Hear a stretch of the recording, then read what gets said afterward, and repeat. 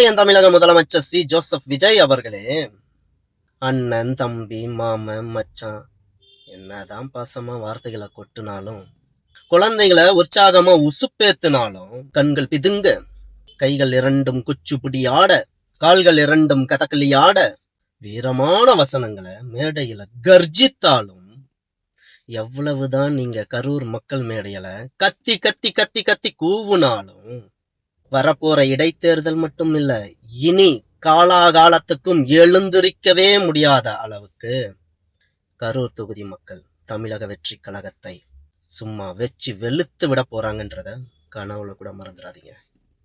ஏன்னா தீய சக்தியும் ஊழல் சக்தி இவை இரண்டையும் கலந்த புனிதமான சக்தி தான் உங்க தமிழக வெற்றி கழகம். கண்ணால கண்ட கரூர் மக்கள் அன்றே முழிச்சுக்கிட்டாங்க.